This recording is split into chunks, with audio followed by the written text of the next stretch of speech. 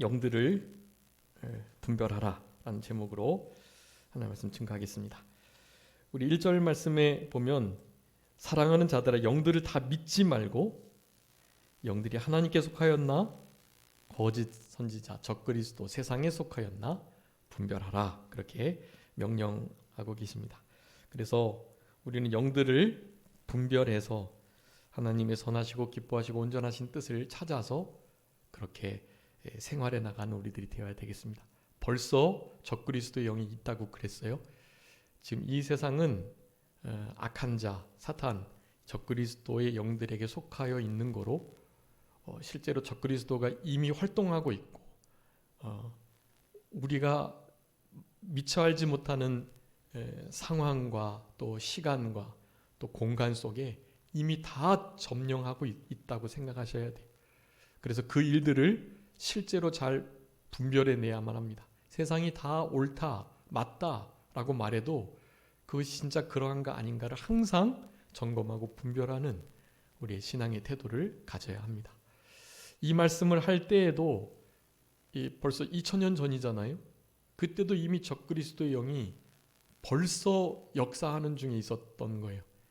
특별히 예수 그리스도의 신성을 혹은 인성을 부인하게 해서 예수 그리스도의 메시아, 그리스도 되심을 결국 부인하게 하는 일들이 있었고요.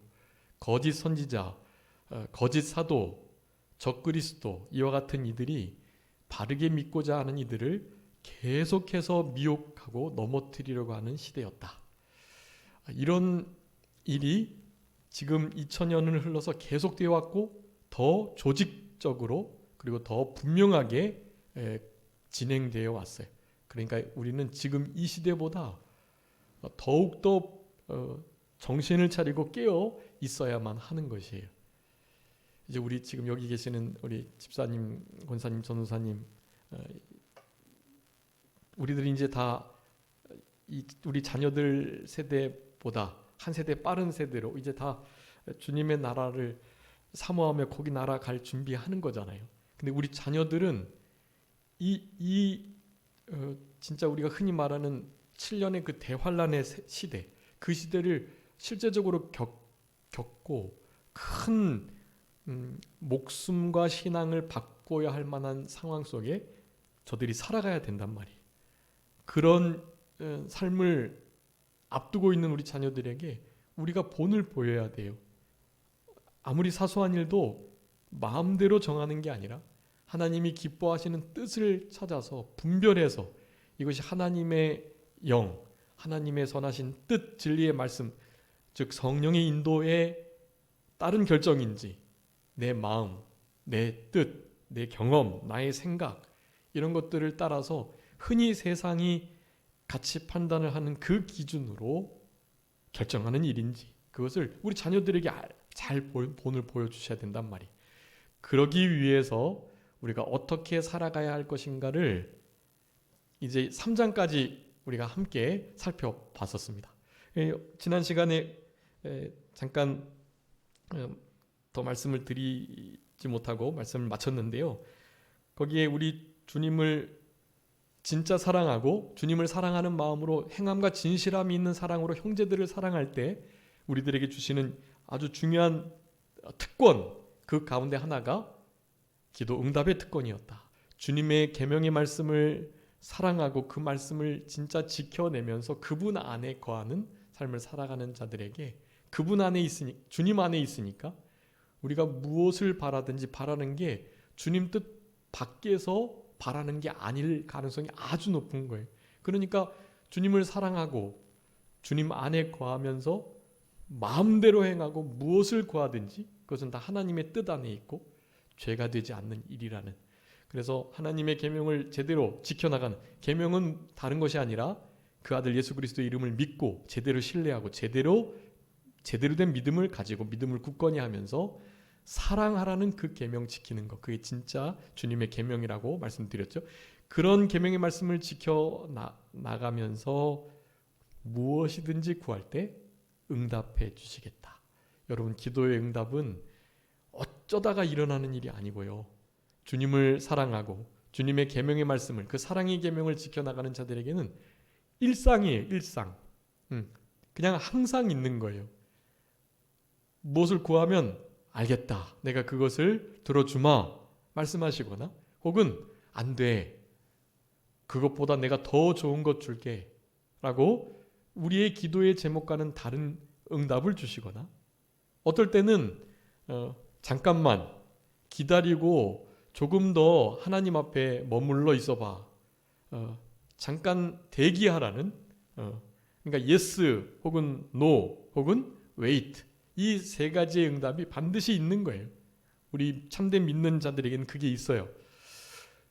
물론 믿지 않는 믿어도 좀 제대로 못 믿는 자들에게도 그런 게 있어요. 근데 그들은요 그걸 구분을 못해요. 주님과 교통이 없으니까 구분을 못해요.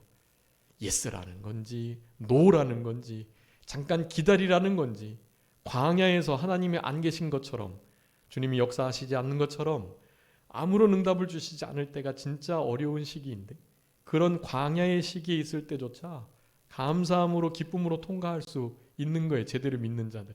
그런데 믿음이 제대로 되지 않은 이들은 관계없어요. 주님이 가라 그러든 서라 그러든 기다리라고 하든 모르는 것입니다. 근데 제대로 믿는 자들은 그게 너무 명확한 거예요. 그러니까 기도의 응답의 목록들이 계속 쌓이는 거예요. 자그마한 소원을 가져도 주님께서 너무나 명확하게 응답해 주시니 하나님께 감사하고 하나님이 살아계신 것이 너무나 분명해지고 그런 삶을 살아가는 것입니다. 자, 그래서 그런 기도의 응답이 이루어지는 그건 이제 본문에 의하면 행함과 진실함으로 사랑의 계명을 그리고 그 아들 예수 그리스도 이름 분명히 믿는 자들에게 주신 아주 큰 특권 누려야 할 아주 위대한 권리라고 말씀드렸어요. 근데 그런 권리를 이제 우리가 그렇게 누리면서도 성경에서는 항상 우리의 행한 대로 갚으시는 것을 말씀하기 때문에 어떻게 진짜 기도의 응답을 받을 만한 기도의 자세로 하나님 앞에 간구드릴까에 대해서 지난 시간에 살펴봤어요. 육하 원칙에 의해서 누가 언제 어디서 무엇을 어떻게 왜 구해야 되는가에 대해서 살펴봤었습니다. 그중에 이제 어떻게가 제일 중요하다고 말씀드렸는데요. 그 어떻게에 대한 설명을 다 말씀 못 드리고 넘어갔거든요. 그래서 어떻게 주님 앞에 어떠한 마음의 태도로 기도를 드려야 될까를 잠깐 살펴보고 4장의 말씀을 상고하도록 하겠습니다. 자, 어떻게 기도해야 될까요? 우리 성부, 성자, 성령 하나님께서 우리의 기도를 도우신다고 말씀드렸죠. 그 어떻게 아주 중요한 방편이에요. 성부, 성자, 성령 하나님을 힘입는 것, 그것이 아주 중요한 방편입니다. 거기에 대한 성경 구절들 마태복음 6장 8절, 로마서 8장 34절, 요한복음 14장 14절, 또 로마서 8장 26절 이런 말씀들 드렸어요. 자, 성령으로 또 예수 그리스도의 이름으로 또 있어야 할 것을 아시는 하나님께 우리는 우리의 기도를 도우시는 우리 말할 수 없는 탄식으로 마땅히 빌 바 알지 못하지만 우리를 위해서 간구하시는 어떤 분이 우리를 위해서 간구해 주신다 그랬대요. 어떤 존재가? 두 분이나 그랬어요. 로마서 8장에 두 존재가 우리를 위해서 지금도 간구해 주고 계세요. 바로 제2위 하나님이신 예수님께서 하나님 보좌 우편에서 간구해 주고 계시고 또 성령님께서 마땅히 빌 바를 알지 못하지만 말할 수 없는 탄식으로 지금도 우리를 위해서 성령님께서 간구해 주세요.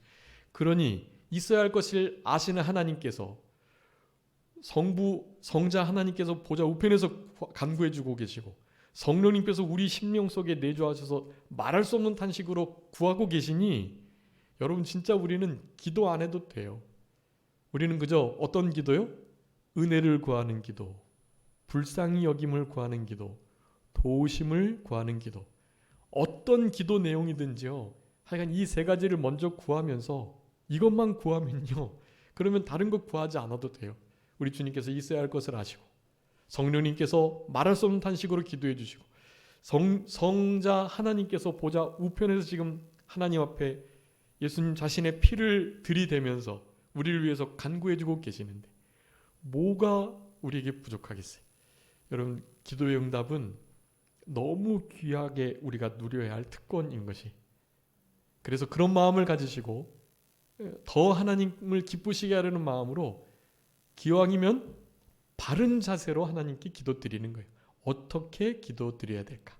하나님 앞에 하나님이 기뻐하시는 기도, 잘 들어주시는 기도, 하나님이 정말 흡족하시고 흠양하시는 기도. 계시록 5장하고 8장에 보면 우리의 기도가 금향로에 담겨서 향연과 함께 우리의 선한 행실과 함께 하나님께 상달된다 그랬어요. 우리의 기도가 그렇게 하나님이 흠양하시는, 기쁘게 받으시는 기도가 있단 말이에요. 우리 자녀들이 기도 드릴 때 원망도 하고 불평도 하고 하소연도 하고 또 따지기도 하고 또 막 이렇게 함부로 막 부모님께 대들기도 하고 그런 대화들도 있잖아요. 사실 하나님 아버지께 우리가 사실 그럴 때도 있습니다. 그런데 그런 것은 부모님의 마음을 좀 속상하게 하죠. 그러니까 우리는 부모님을 속상하게 하는 자식들이 아니라 부모님을 어떻게 하든지 기쁘시게 하고 마음을 편안하게 해드리고, 진짜 부모님들이 생각할 때 저 녀석은 하나님이 진짜 복 주실 거야, 그냥 내버려 둬도 잘 지내게 될 거야, 이런 마음이 드는 그런 자녀로 우리 하나님을 대하는 그런 좀 성숙한 좀 다 큰 그런 자녀들이 우리가 되어야 될 것이에요. 그래서 우리는 이런 말씀들을 살펴봐야 합니다. 자, 가장 먼저는 진실한 마음으로 하나님께 기도드려야 돼요. 하나님께서 간구하는 자, 곧 진실하게 간구하는 자들을 가까이 하신다. 시편 145편 18절 말씀해 주고 계세요. 여러분, 우리가 진실되게 우리의 마음을, 두 마음, 진실된 마음은 한 마음이란 뜻이에요. 따로 막 저희가 있는 그런 마음 아니고요. 진짜 정직한 그런 마음이 바로 이 진실된 마음이, 진실된 마음으로 하나님 앞에 진실하게 기도할 때 우리 하나님은 그런 자들을 가까이 해 주신다라는 것입니다.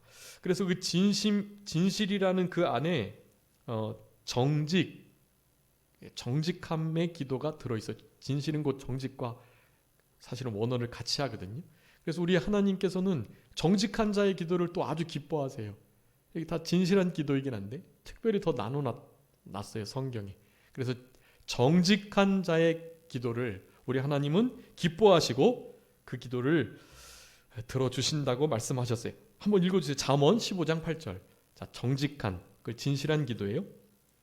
진실한 기도 시편 145편 18절이고요. 잠언 15장 8절입니다.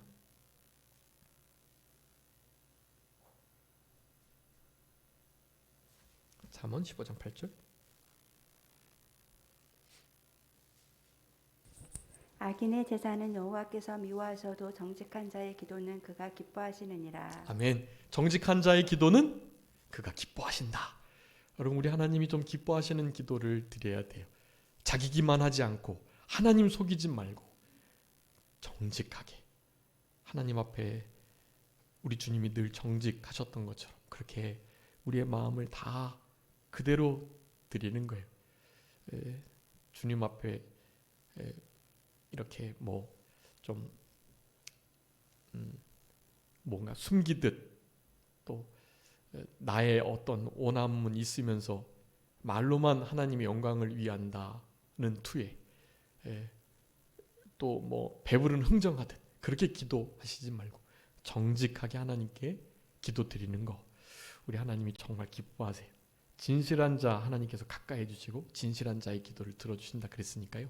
진실하게. 그 진실에는 정직이라는 아주 중요한 신앙적 요소가 포함되어 있습니다. 두 번째는요, 전심으로 기도한다는 뜻이에요. 진실히 기도한다는 것은요, 전심으로 기도한다는 거예요. 전심으로 나를 찾고 찾으면 내가 어떻게 하시겠다? 만나주시겠다 그랬어요. 예레미야 29장 13절이에요. 너희가 나를 전심으로 찾고 찾으면 내가 만나주리라, 그렇게 말씀하셨거든요. 여러분, 우리 전심으로 주님을 대하는 난임 마음이 아닌 우리의 모든 것을 다 기울여서, 이 기도가 마지막 기도인 것처럼 그게 진실된 기도예요. 우리 김현복 목사님께서 늘 말씀하셨죠. 우리 교단은 그 고신 측에서 나온 계신 측인데요. 우리 초대 한국 교회 안에서 교회사에 나오는 일이에요. 고신 측이 이제 대한예수교 장로회 한참 WCC와 자유주의에 빠져 있는 그 한국 총회에서 고신 측이 가장 먼저 빠져나왔어요. 그 고신 안에 이제 지금은 이제 그 대한예수 장로회 총회 안에 합동 통합 큰 교단이 그렇게 나뉘었고, 이 고신 안에서 이제 두 갈래가 나뉘어졌는데 그 중에 처음 나뉜 게 우리 개신 측이에요. 마산의 문창교회라고 있는데 그 문창교회에 막 성도들이 좀 다툼이 일어나 가지고 누가 교회의 주인이냐, 그것 때문에 막 이렇게 재판을 하려고 하는 게 있었단 말이에요. 그래서 고린도의 말씀을 의지해서 우리 교단의 창시자이신 이병규 목사님이 불의를 당할지라도 교회를 뺏길지라도 교회 일로 세상 재판장에 서는 게 옳지 않다.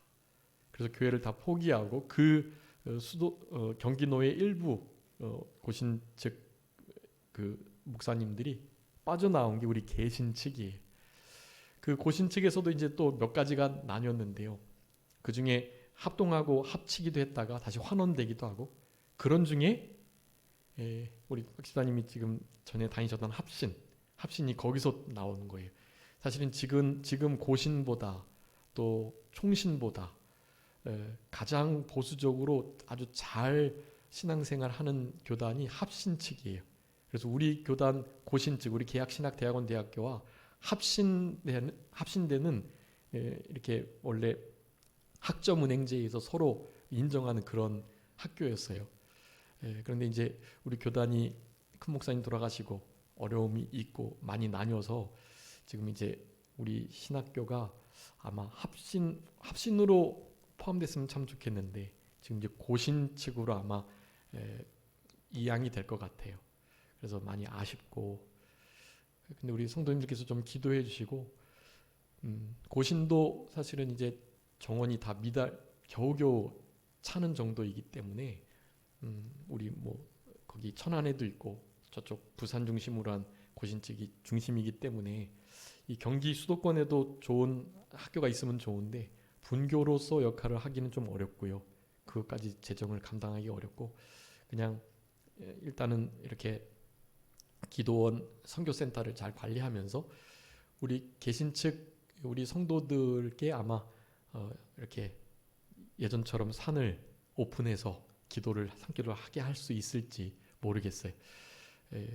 창강교회에서 그 일을 지금 다 혼자 다 그렇게 결정해 버렸고, 그래서 이제 고신 측은 그래도 아니까 그 사정을 우리 총회 임원들에게 인수위가 연락을 해서 아마 얘기를 좀 나눈 것 같아요.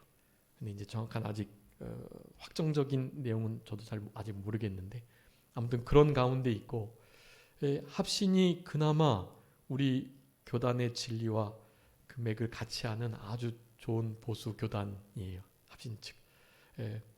지금 고신도 많이 넓어져 있고 넓은 길 가고, 총신은 뭐 원래부터 그랬고, 총신 안에 동성애를 인정하자고 하는 움직임이 신학생들 안에 있고, 거기에 동성애가 얼마나 비진리적인지 진리에 맞지 않은지를 말하다가 교수님이 쫓겨나기도 하고요. 총신대에서. 총신대가 너무 많이 기울어졌어요. 참 안타까운 일인데요. 어쨌든 이 개신측이라는 진리의 교단이 비록 군소교단이긴 하지만 어디 신학교 가서 제대로 말씀대로 성경을 배우려면 개신측 이병규 목사님께 가라. 그런 신학생들 그리고 그런 신학교 교수들의 인도가 있어서 우리 개신측에 그래도 보수적인 신학생들이 많이 왔는데 그 맥이 끊어지는 것 같아서 너무 아쉽긴 한데, 그래도 하여간 하나님이 또 다른 뜻과 계획이 있으시겠죠. 우리 교단과 신학교 또 선교센터를 위해서 좀 계속 기도해 주시고요. 그래도 그 정신은 계속 이어져 가는 것입니다. 다른 거 없고요. 우리 개신측 교단의 핵심적인 교리는요, 그거예요. 우리 지금 요한일서에서 배우는데 중생한 영은 범죄하지 않는다. 하나님께로 난 자, 하나님께 속한 자는 죄짓지 않는다. 죄짓지 않을 수 있다. 중생한 영이 범죄하지 않으니 그 영의 인도를 받는 자는 범죄하지 않고 주님 계명 지켜내면서 살아갈 수 있다라는 거예요. 그러면서 그런 생활이 가능하기 위해서 세 가지 신앙 양심을 똑바로 날카롭게 쓸 것. 신앙 양심은 로마서 9장에 의해서 성령님의 감동하시는 말씀이 신앙 양심이에요. 그것은 믿지 않는 자들의 일반적인 양심과는 달라요. 말씀에 성령님께 비판받는 양심. 그래서 성경은 그 양심을 청결한 양심 그리고 깨끗한 양심 그렇게 한자로 그리고 한글로 풀이를 해서 그렇게 두 번이나 다 기록되어 있어요. 청결한 양심, 깨끗한 양심. 그리고 또 우리 신앙 양심을 우리 성경에서는 그렇게 한자와 한글로 두 가지로 풀이해서 말씀해 주고 계신단 말이에요. 청결한 양심, 깨끗한 양심, 그리고 선한 양심, 착한 양심. 여러분 이 네 단어가 다 나와요. 그런 양심들을 바로 신앙 양심이라고 부르는 거예요. 여러분 이 신앙 양심을 날카롭게 쓰는 것이 믿음입니다. 다른 건 몰라도 우리 양심에 거리낌이 있으면 그건 결코 하나님의 뜻이 아니에요. 양심보다 훨씬 더 분명한 하나님의 성경 말씀과 하나님의 기뻐하신 뜻 그것을 찾아가는 우리들이 되야지 적어도 우리 신앙 양심에 거리끼는 일을 해서는 안 돼요. 그런 자들은 무엇이든지 받기를 하나님께 원해서는 안 돼요. 요한일서의 말씀이 그거예요. 적어도 우리 신앙 양심보다 크신 우리 하나님 앞에 부끄러움이 없이 당당하게 서려면 우리 양심에 가책받는 일이 없어야 된다. 양심이 우리를 향해서 지적하고 우리를 대적하고 그런 일이 없도록 신앙 양심을 잘 써야 되는 것 신앙의 아주 중요한 요소입니다. 다른 거 없어요. 신앙 양심 똑바로 쓰며 살아가자. 그거예요. 그리고 무슨 일을 하든지 죽게 하듯 일심전력, 전심전력, 일심정력, 전심전력. 네, 이 두 가지 일심정력, 전심전력. 무슨 일을 하든지 죽게 하듯 할 것. 네. 그래서 신앙 양심을 날카롭게 쓰면서 일심정력, 전심전력을 기울이며 마지막 세 번째가 삼가 조심이에요. 삼가 조심. 여러분 이 세 가지를 꼭 기억하셔요. 네. 첫 번째 뭐라고요? 예? 첫 번째. 네. 신앙 양심을 똑바로 쓸 것. 두 번째는요? 전심전력, 일심정력. 네. 무슨 일을 하든지. 그리고 마지막 하나가 삼가조심. 이 세 가지를 하시면 있잖아요. 모든 신앙생활이 근본이 되는 거예요. 이 세 가지가. 그래서 우리 교단은 그 진리의 말씀을 붙들고요. 살아갑니다.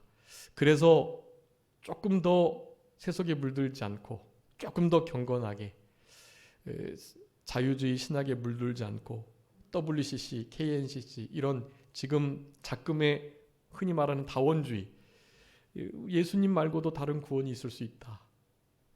모든 종교에는 통하는 것이 있다. 이런 것을 주장하면서 WCC가 지금 우리 특별히 한국교회를 아주 크게 붙들고 있는데요. 사실 하나님이 그런 것들을 철저히 회개하게 하시려고 이런 전염병을 돌게 하신 거예요. 그런데 그런 걸 모르고 회개하지 않으니 지금 우리가 그저 이런 상태에 있을 수밖에 없다라는 것입니다. 그것은 뭐 한국 교회의 책임으로 한국 교회의 수장들에게 책임을 돌릴 수만은 없고요. 그런 이들이 중책을 지고 또 하나님 앞에 철저하게 책망받겠지만 그들을 그냥 아무 생각 없이 따르는 우리들도 결코 책임을 피할 수 없어요. 우리 각각 개개인이 하나님 앞에 신 앞에 선 단독자로 하나님 앞에 철저하게 회개하고 주님의 마음을 품고 예수 그리스도의 그 마음으로 하나 되는 역사로 살아가야만 해요. 그게 우리의 의무예요. 그렇게 하지 않기에 하나님께서 여러 가지 고통을 주셔가지고 우리로 하여금 깨게 하시는 거예요. 우리는 일깨워 지금 우리의 신앙을 시험하고 확증하면서 특별히 영들을 잘 분별하면서 이 땅을 살아가야 할 때예요. 그러기 위해서는 삼가조심, 신앙 양심, 그리고 일심정력, 전심전력을 기울여서 신앙에 아주 올인해야 하는 것이 기본이고요. 그렇게 된 신앙생활 속에서 하나님 앞에 기도할 때 바른 자세로 기도할 때, 즉 진실되게 기도할 때, 아주 정직하게 그리고 전심으로 기도할 때. 자, 기도할 때 어떻게 기도해야 되겠어요? 전심으로 하셔야 돼요. 전심. 무슨 일을 하든 일심정력, 전심전력을 하라가 그런데 그렇게 적용이 되는 거예요. 기도도 전심으로. 찬송도요. 찬송도 전심으로. 나의 마지막 찬송인 것처럼. 예배도요. 이 수요 예배가 우리 나의 삶의 마지막 수요 예배인 것처럼 그렇게 드리시는 거예요. 뭐든지 그렇게 하시는 거예요. 예배 신앙에 관한 것만이 아니에요. 우리가 세속을 너무 속된 것과 우리의 신앙적인 것을 구분하는데 절대로 그러시면 안 돼요. 세상에서 하는 모든 일들도 누구께 하듯 하라 그랬어요.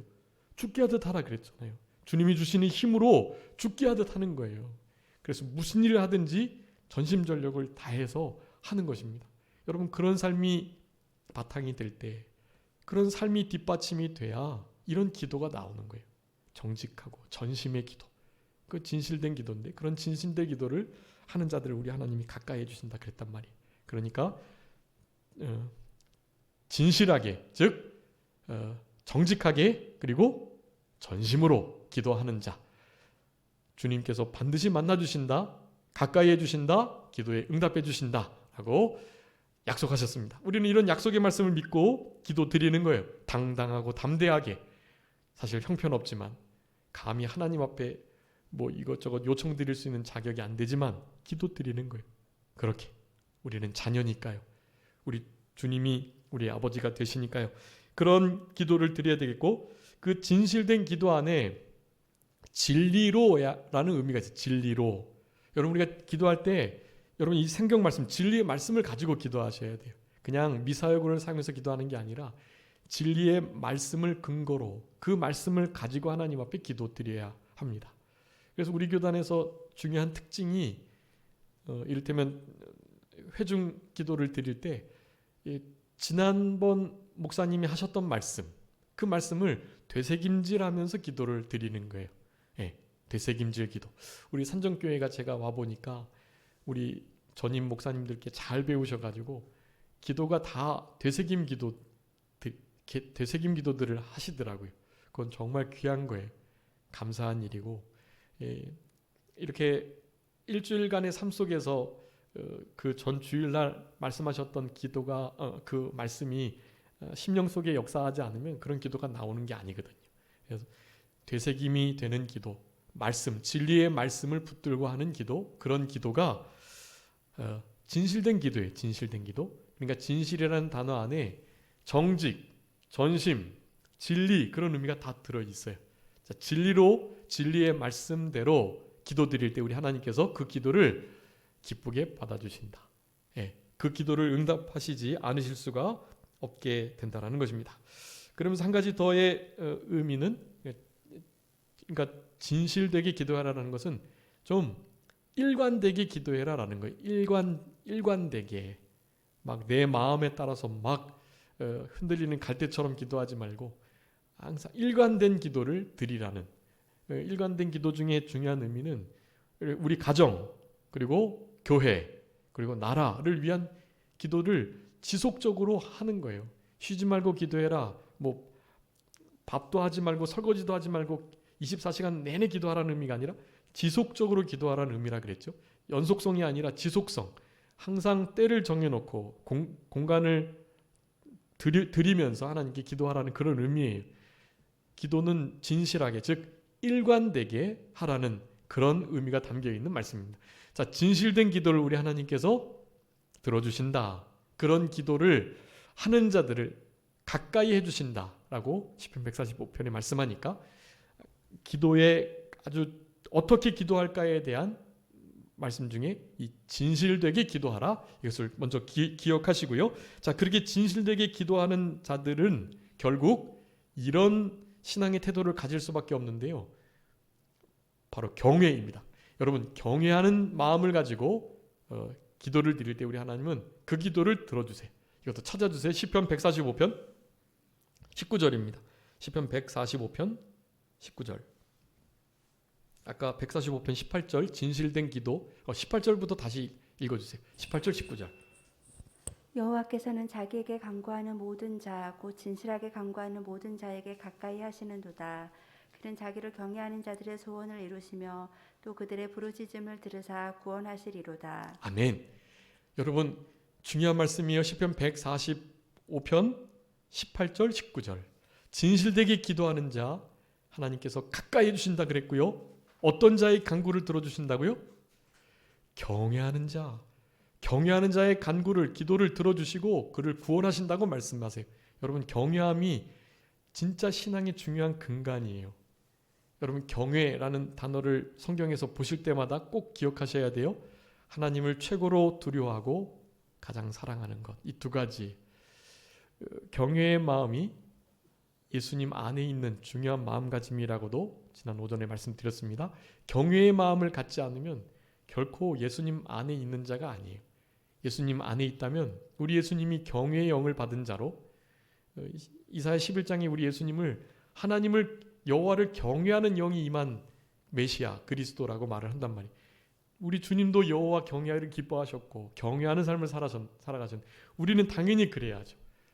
경외하는 마음의 태도 이것이 진짜 모든 신앙의 근간이 됩니다.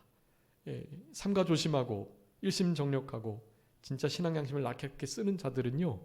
경외하는 자들이 하나님을 진짜 사랑하고 두려워하는 자들이 그렇게 살아가요. 코람데오의 신앙으로 마라나타의 신앙으로 그렇게 살아가는 거예요. 여러분 우리 안에 주님께서 경외하는 마음을 주시도록 간구하셔야 돼요. 일치된 마음 한 마음을 주겠다. 내가 경외하는 마음을 그들에게 주겠다. 그 경외하는 마음을 주시겠다는 게 우리의 복이라고 말씀하셔요. 경외하는 마음을 가져야 마음이 나뉘지 않고 하나님을 떠나지 않고 진짜 복된 신앙의 삶을 살아갈 수 있는 것이 여러분 시편 우리 경외하는 자에게 우리의 간구를 경외하는 자의 간구를 들어주신다는 시편 145편 19절의 말씀을 여러분 꼭 기억하시면서 경외하는 마음으로 자 어떻게 기도해야 되느냐 경외하는 마음으로 기도해야 돼. 네. 진실하게 기도하고 두 번째는 경외하는 마음으로 기도하셔야 됩니다. 마지막 하나만 더 말씀드리자면 간절하게 기도하셔야 돼요. 네, 간절하게.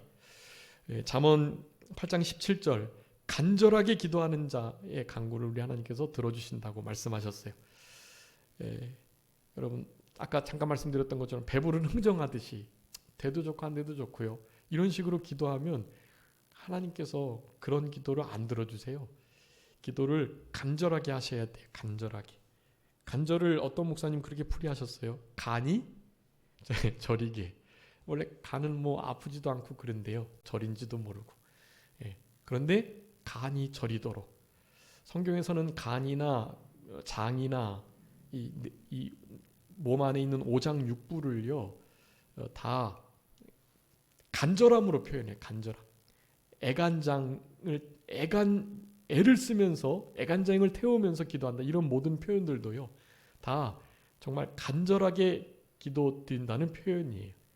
그래서 실제로 간이 저리도록 그 어떤 교회에서 우리 성도님들 혹시 하하라는 연예인 아시죠? 하하라는 연예인이 있는데 그 하하 씨의 어머니가 목사님이시래요. 여자 목사님. 그래서 그 여자 목사님이 어느 지역에 뭐 간증을 하러 가셨는데 하여간 그 교회에서 하신 말씀을 누군가 들으셔가지고 제가 이렇게 들었던 경험이 있었는데 하하 씨가 그렇게 막 잘 되고 그러기 전에 이제 어머니가 정말 많이 기도하셨다는 거예요. 그런 간증을 하시면서 본인이 얼마나 기도를 했든지 이 창자가 이렇게 빠지는 느낌이 들 정도로 그렇게 기도하셨다는 거예요. 그러면서 자기가 간절하게 기도했다. 자신의 그 기도를 하나님이 들어주시고 그래서 자녀들도 잘 되고 목회도 잘 되고 뭐 이런 식의 간증을 하셨다는 거예요. 그러면서 하신 말씀이 하나님 앞에 진짜로 얼마나 간절하게 기도해 보셨냐. 자기는 창자가 밑으로 빠지는 것처럼 그렇게 간절하게 기도했다는 거예요. 여러분 그런 기도 하나님이 안 들어주실 수가 없죠. 하나님 앞에 기도 드리실 때 간절하게 기도하셔야 합니다. 간절한 마음도 우리 부패한 우리가 가질 수 있는 마음이 아니에요. 모든 것을 간절하게 하셨던 여러분 우리 예수님이 겟세마네 동산에서 어떻게 기도하셨죠? 누가복음 22장 44절에 힘쓰고 애써 더욱 간절히 기도하셨다 그렇게 말씀하셨어요. 여러분 예수님도 그렇게 기도하셨는데 우리도 그렇게 기도해야 합니다. 힘쓰고 애써 더욱 간절하게. 네, 여러분 이런 기도를 하나님께서 정말 외면하지 않으세요. 외면하실 수가 없어요. 세 가지 말씀드렸습니다. 진실된 기도, 경외의 기도, 간절한 기도. 여러분 이런 태도, 어떻게 기도할까를 생각하실 때마다 꼭 기억하세요. 이렇게 기도하실 때 우리 하나님께서 우리의 기도를 들어주세요. 우리는 그런 기도를 드리고 난 다음에 이 기도를 하나님께서 들으신 줄 안즉 또한 받은 줄로 믿고 감사하면서 기도의 자리를 떠날 수 있는 거예요. 들어주셨으니 이미 받았네, 기도 응답되었네 하는 마음을 가지고 감사하면서 기도를 마칠 수가 있는 것입니다. 그런 기도의 삶을 살아가는 우리들이 될 때 여러분 그런 기도 속에서 역사하시는 우리 성령님의 역사가 우리 안에 그분이 계시고 그분이 우리 안에 계신 줄을 성령님께서 알게 해주세요. 그것을 우리 요한일서 3장 마지막 절로 3장을 마치고 있는 것입니다. 성령님을 우리에게 주셔서 우리 안에 그분이 계시고 또한 그분이 또한 우리 안에 계심을 알게 해주시는 이런 역사. 여러분 성령님이 이렇게 우리 안에 계셔서 우리 안에 거하시는 줄을 사람도 알고 나도 알고 분명히 알게 되는 역사가 있으면 자 이제 4장에서 말씀하는 영들 분별하는 일이 어려울까요? 쉬울까요? 결코 어렵지 않아요. 너무나 명확합니다. 이런 삶을 실천해내는 성도에게는요. 이 세대가 이사야 60장 2절에 있는 것처럼 캄캄함이 만민을 가리우는 어둠이 온 땅을 덮는 이런 시대 속에서도 진실된 빛의 열매를 맺히며 빛의 자녀답게 착함과 의로움과 진실함, 빛의 열매를, 빛의 갑옷을 입고 그리스도의 고난의 갑옷을 또한 입고 그렇게 예수님의 마음을 품으면서 어두움 가운데 있는 게 아니라 진짜 빛 가운데서 명확하게 볼 수 있는 이 시대를 분별할 수 있는 그런 삶을 살아갈 수 있는 거예요. 이런 삶이 바탕이 되지 않으면 우리도 마찬가지로 여러분 그냥 시대의 풍조, 흐름에 따라서 그냥 흘러갈 수밖에 없어요. 여러분이 지금 요한일서 이 4장의 특별히 1절부터 2절 실제로 하나님께 속한 것이 무엇이고 또 영들을 제대로 분별하는 삶을 살아가야 한다는 이 6절까지의 말씀이 여러분 지금 그 어느 때보다도 필요한 시대입니다, 여러분. 그래서 어떻게 영들을 실제적으로 분별해낼 수 있을까? 여러분 이것을 성경의 원리를 들어서 잘 정립해 두셔야 돼요.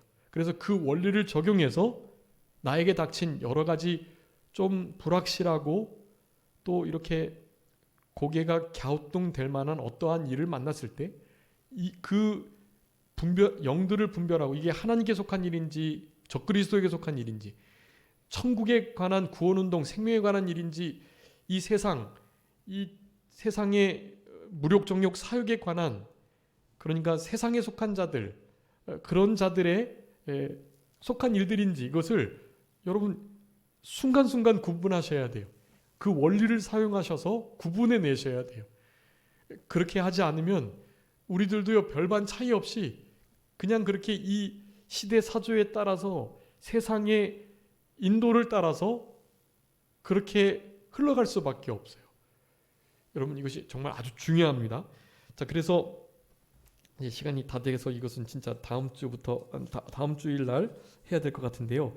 자 여러분 여기 이것만 말씀드릴게요. 자 이 분별을 하는 데 있어서 딱 두 가지예요. 여러분 이 신앙이요 우리가 막 너무 흑과 백 나누지 마라 뭐 이런 말씀들이 있는데요.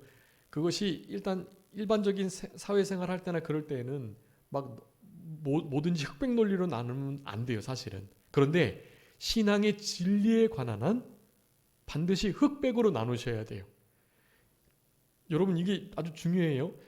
흔히 좀 이렇게 가치 중립적인 그리고 조금 더 이렇게 객관적인 생활을 하려고 하는 사람들에게는요. 이 진리에 관한 면도 좀 그렇게 너무 그 흑도 아니고 너무 백도 아닌 중간에 어느 정도의 타협점, 그것을 우리가 흔히 회색지대라고 하잖아요. 회색지대는 회색 분자라고 해가지고, 회색 분자는 백 쪽에서도 흑 쪽에서도 원치 않는 사람이에요. 여러분, 진리에 관해서는 절대로 그러면 안 돼요. 계시록 3장 마지막에 라오디게아 교회에게 하셨던 말씀이 있잖아요. 더웁든지 차든지 해야 되거든요. 미직지근하면 안 돼요. 하나님께서 내치신단 말이에요. 여러분, 특별히 신앙에 관해서는요, 정말 차든지 더웁든지 해야 돼요. 옳은 것은 옳다, 아닌 것은 아니다 해야 해요. 신앙과 진리에 관한 일은 그래야 돼요. 그렇지 않으면 타협하게 돼 있어요. 여러분, 신사참배할 때요, 지금 백신이 666의 표다 아니다 말이 많잖아요. 여러분, 그런 것을 이렇게 실제로 명확하게 판단 내릴 수는 없어요. 그런 것들은 다 신앙에 따라서 정말 많이 차이가 있고요. 제가 보는 견해는 666의 표가 백신일 수는 없어요. 아직은. 그것을 666의 표다고 해서 막 난 안 맞는다 이렇게 하셔서는 안 돼요. 개인의 건강 상태에 따라서 또 그 백신이 어떠한 백신이고 거기 뭐가 들었으며, 지금 화이자나 모더나에서는 자기네들 그 백신에 담겨있는 성분을 55년 뒤에 말해주겠다 그랬는데 75년으로 연장했어요. 그리고 백신을 내는데, 이 백신을 우리가 주는데 백신을 맞고 나면 그 부작용에 대해서는 우리가 책임을 지지 않겠다라는 면책을 요구하는 서한을 다 모든 국가에 돌렸단 말이에요. 그것에 동의하지 않으면 백신을 안 줬어요.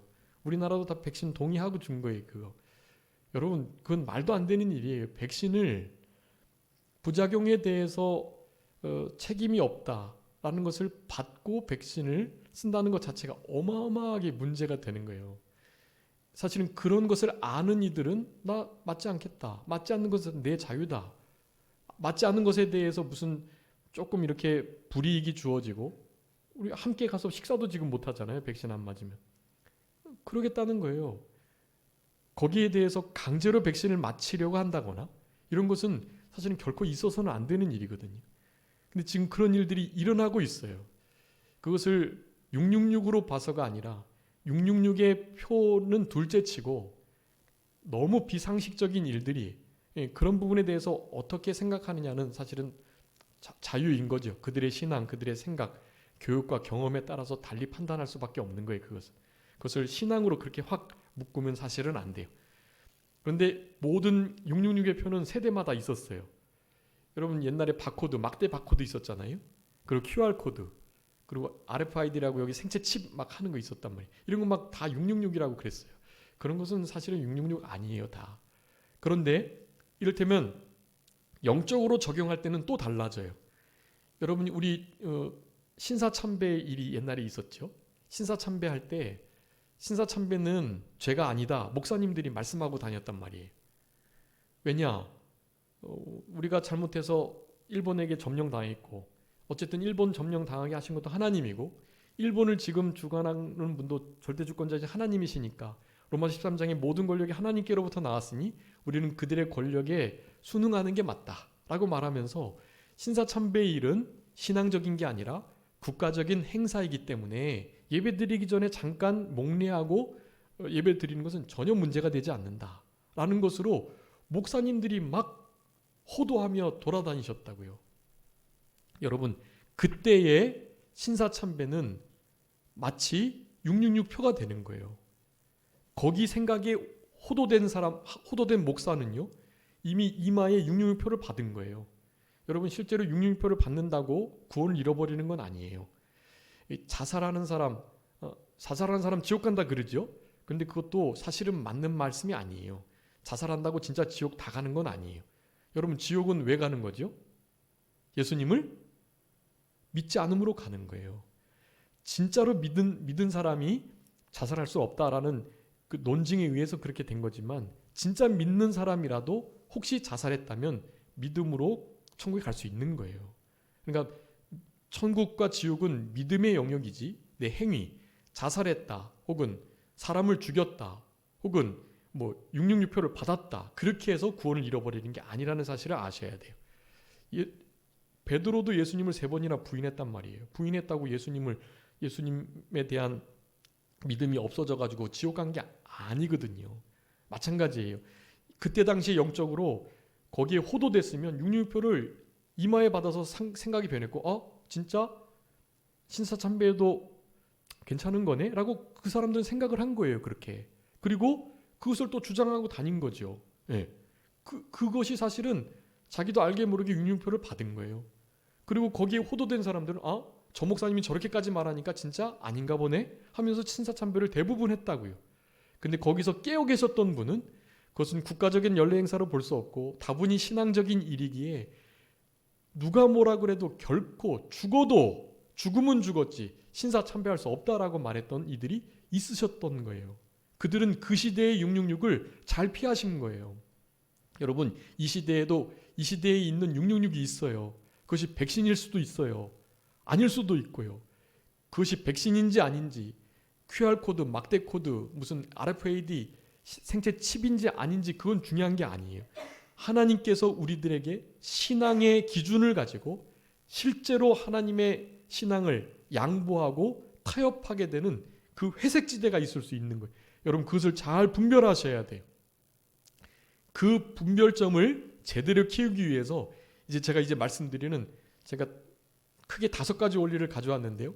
많으니까 3가지로만 요약을 해가지고 다음 시간에 말씀드릴 거니까 여러분 이 3가지의 원리를 적용하셔서 영들을 너무나 명확하고 분명하게 구분해 내셔야 돼요. 그래야만 정말 큰 실수를 하지 않을 수 있고 진짜 우리가 쌓았던 많은 큰 상급을 잃어버리지 않게 될 수 있어요.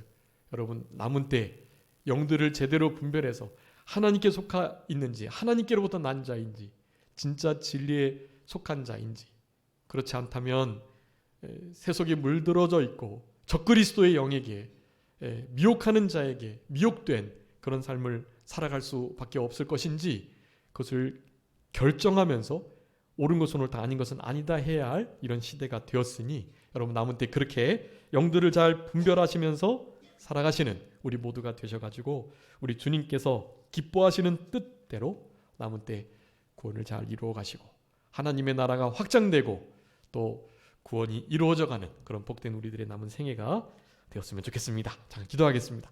살아계신 우리 아버지 하나님 감사합니다.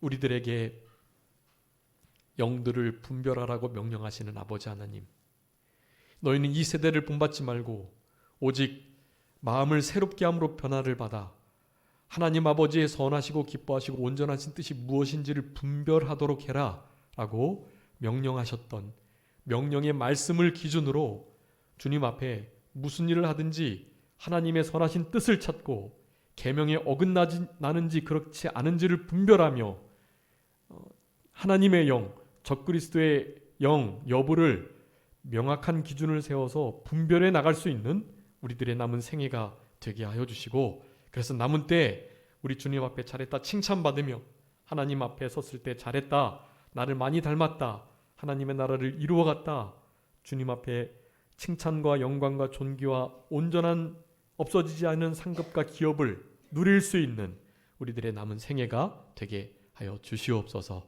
하나님이 받으시는 기도 드릴 수 있는 우리들 되게 하시고 우리 하나님 앞에 온유하고 겸손하게 정직하게 진실하게 전심으로 간절하게 하나님을 경외하는 마음으로 진리의 말씀을 붙들고 하나님 앞에 기도하는 이 기도의 생활을 깨어 근신하며 잘 감당하는 우리들이 되게 하셔서 이 세대를 실제적으로 분별하며 사탄 마귀의 미혹들을 잘 물리쳐낼 수 있는 우리 모두가 되게 하시고 우리들이 그렇게 살아갈 때 우리의 가정을 지켜낼 수 있고 우리 교회와 또한 이 사회와 우리 나라를 건져낼 수 있겠사오니 우리들에게 이와 같은 성령의 지혜를 날마다 시간마다 순간마다 허락해 주시옵소서. 모든 것 주님께 맡기옵고 살아계신 예수 그리스도의 이름으로 기도 올리옵나이다.